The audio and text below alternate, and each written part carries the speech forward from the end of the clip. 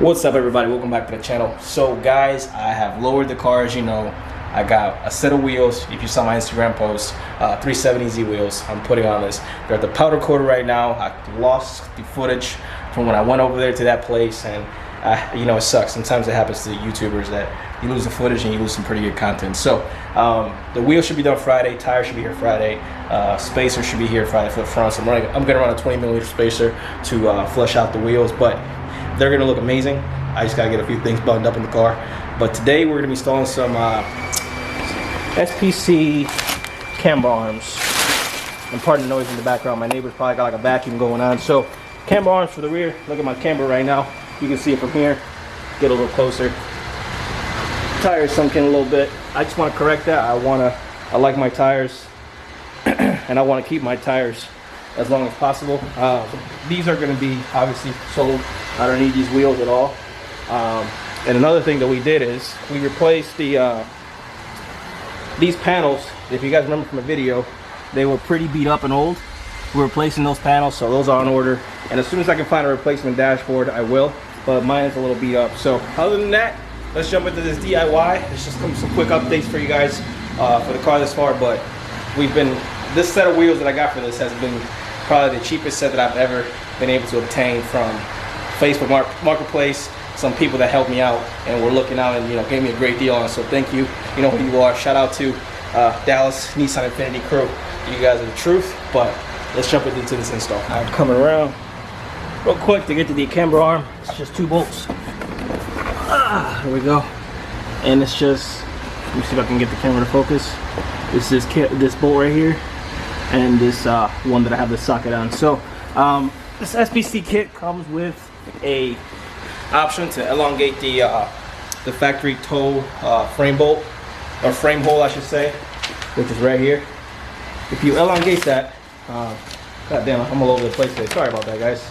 I'm trying to work here with one hand. But if you make the hole on the frame to this spec right here, you should be able to get a couple extra degrees of toe turn of this SPC kit. But I don't need that. I want to go back to factory specs, so I can just install this the way it is without having to mess too much with it. It says you need a rotary file set. I don't need any of that.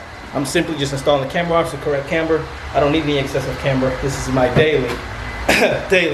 So yeah, guys, let's go ahead and get into it. I'm just gonna take off the camber arm, match the size of the new one, and I'll take a video of that and definitely show you guys how to properly get alignment when I get this thing done. Hopefully I'm not forced to go to a shop near me, which they're not really knowledgeable or they don't really ask you what kind of camber settings you want. They kind of just do whatever they want. So I don't want to go to that one. I'm gonna see if I can go a little further and get a better alignment to my specs, how I want it.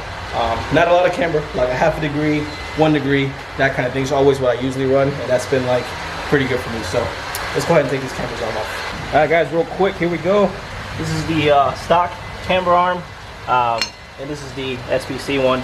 And as you can see, there's a hole that stays behind right in there. That hole can be elongated. You make it a little bit wider.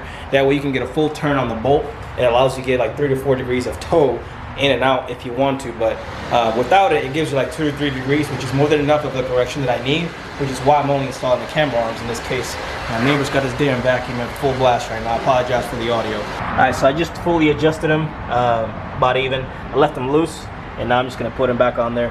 Over there's the new hardware. It's a little bit different than the stock one, but it all does the same stuff.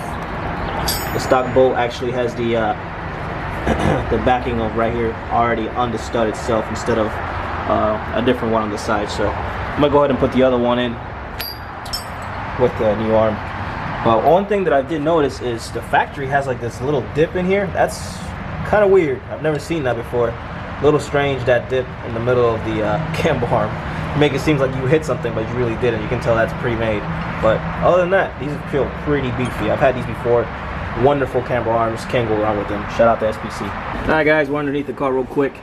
Here's the camber arm installed. These are still loose. I gotta tighten these up. That's why I got these 4. And yeah, this adjusts the toe right there.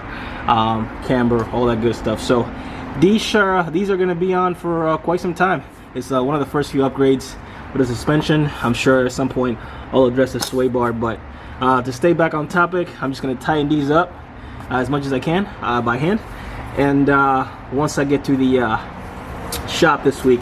We'll get it adjusted. Hopefully the camber, I can get it to about -1 degree in the rears and not too much camber, because too much camber can be bad, but it's really about the toes. As long as the toe is in spec, I'm a happy camper. So yeah guys, just wanted you to take a good look at the camber arm, how it sits, location, for those of you guys who are doing the DIY at home.